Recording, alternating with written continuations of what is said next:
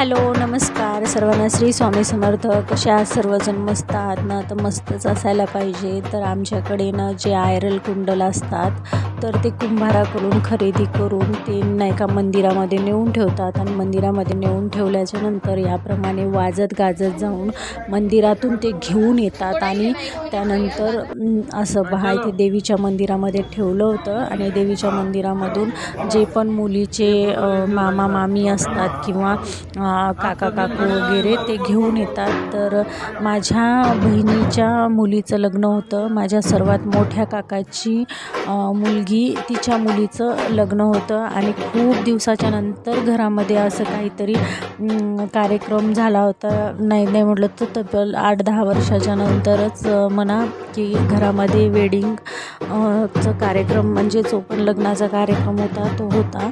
तर त्याच्यानंतर पहा याप्रमाणे 2 करोल्या असे जे दिव्यांचे ताट वगैरे घेऊन आणि असाच कपड्याचा छोटासा मंडप त्यांच्या डोक्यावर बांधून असा आयरल कुंडल आणि 5 सुवासिनी हे सर्व घेऊन वाजत गाजत घरी घेऊन येतात आणि त्याच्यानंतर जे मांडव असतो हिरवा मांडव त्या मांडवामध्ये त्याची पूजा केली जाते.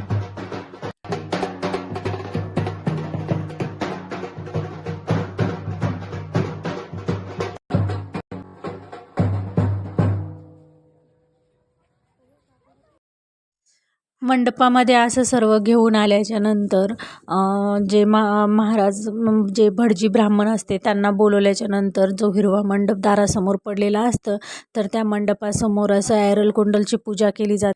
त्याच्यानंतर त्याच मंडपामध्ये नवरीला हळद लावली जाते आणि हळद ही 5 वेळेस 7 वेळेस लावली जाते. तर सकाळची 1 झाली होती, त्याच्यानंतर ही 10 वाजताची हळद आहे. त्याच्यानंतर लगेचच बांगड्या भरण्याचा कार्यक्रम असतो. मांडवाच्या पूजेचं सर्वांना जे पण नातेवाईक आहे त्यांच्यासाठी जेवण वगैरे असतं. तर याप्रमाणे आमच्यामध्ये सर्व विधी आणि कार्यक्रम करतात. खूप मज्जा येते. एका दिवसातच सर्व कार्यक्रम होते. पूर्वी 2.5 दिवस 3 दिवस हे सर्व चालायचे, पण आता सगळं शॉर्टकटमध्ये होतं. त्याच्यानंतर संध्याकाळी त्याच मांडवामध्ये जे पण मुलीचे आई वडील आणि मुलगी आहे तर तिला जे पण आहेर वगैरे द्यायचं किंवा काही पण जे कन्यादान द्यायचं ते तर सर्व पाहुणे मंडळी त्यांना आहेर वगैरे करतात. तर त्याचीच ही गडबड इथे चालू होती आणि सर्वजण आपापले आहेर आणि मुलीला जे पण कन्यादान द्यायचं ते सर्व देत होते. मागं हळदीचं मंडपचा छोटंसं डेकोरेशन केलं होतं कारण तिचा हळदीचा मेकअप करून फोटो सेशन पण करायचं होतं आणि संध्याकाळची पुन्हा एक हळद पण तिला लावायची होती. त्याच्यानंतर मग सकाळी लवकर लग्न बाहेरगावी होतं तर लग्नासाठी पण निघायचं होतं. तर सर्वजण आपला असं आहेर देत होते. तुमच्यामध्ये कसं करतात हे मला नक्की करून कमेंट करून सांगा. आमच्यात तर सर्व जे कार्यक्रम असतात लग्नाचे ते अशा प्रकारचेच असतात. त्याच्यानंतर ना माझी आई वगैरे सगळेजण त्यांच्यासोबत थोड्याशा गप्पा गोष्टी चालले होते. बरेचसे पाहुणे मंडळी आले होते इथं. त्याच्यानंतर माझा आहेर द्यायचा राहिला होता तर मग मी तो घरामध्ये दिला भाऊजीला, ताईला आणि जे पण ताईंची मुलगी आहे त्यांना.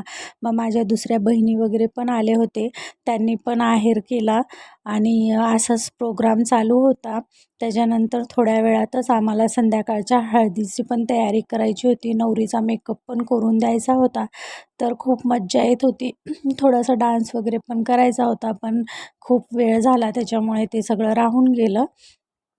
तर इथं मी माझा आहेर देऊन घेत होते. माझे भाऊजी आहेत आणि मधामध्ये बसलेली नवरी आहे आणि बाजूला माझी ताई आहे. तर हसी मजाक वगैरे चालू होतं सगळ्यांचं बोलणं वगैरे. तर मी इथे त्यांना आहेर देऊन घेतला. तुम्हाला माझा हा व्हिडिओ कसा वाटला मला नक्की कमेंट करून सांगा. व्हिडिओ आवडल्यास व्हिडिओला लाईक करा. चॅनलवर नवीन आले असतील तर नक्की सबस्क्राईब करा आणि व्हिडिओ कसा वाटला हे मला कमेंट पण करा. तर याप्रमाणे आमच्याकडे लग्नाच्या विधी असतात आणि गावाकडे पण अशीच पद्धत असते.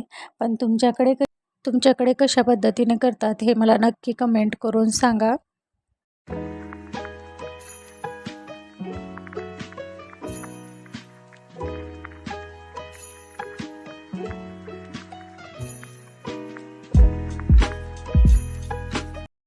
त्यानंतर जो हळदीचा मंडप सजवला होता ना, त्या मंडपामध्ये मग नवरीचा पहा असा लूक केला होता. तिला याप्रमाणे तयार केलं होतं आणि ते हळदीचं ते आजकाल डेकोरेशनचं जे साहित्य निघालं ना, ते पण मागवून घेतलं होतं. त्याच्यामध्येच तिला बसवून हळद लावायची होती. अगोदर तिचे छान छान फोटो काढून घेतले आणि नंतर सगळ्या सुवासिनी जमून तिला हळद लावत होते आणि हळद लावण्याचा कार्यक्रम चालू होता. सकाळी हळद लावण्यासाठी मी आले नव्हते ड्युटीमुळे, त्यामुळे मी संध्याकाळी तिला हळद लावत होते. आणि हळद लावल्याच्या नंतर ज्या पण करोल्या होत्या तिच्या बहिणी वगैरे ते डान्स करणार होते, पण फोटो सेशनमध्ये आणि हळद लावण्यासाठीच आम्हाला रात्रीचे 11 वाजले. तर मग नंतर भाऊजी म्हटले की नाही आता सगळं राहू द्या, कारण सकाळी लवकर 5 वाजता उठून आम्हाला लग्नासाठी पण निघायचं होतं. म्हणून मग हळद तेवढी लावून घेतली आणि फोटो वगैरे काढून घेतले. तर तिचं असं म्हणणं होतं की हळद थोडी कमीच लावा, कारण मला काय माहीत हळदीचं थोडंसं इन्फेक्शन होत आहे म्हणून. आणि याप्रमाणे सर्व कार्यक्रम आजच्या दिवसाचे पार पडले. तर व्हिडिओ कसा वाटला मला नक्की कमेंट करा. भेटूया नेक्स्ट व्हिडिओमध्ये. बाय.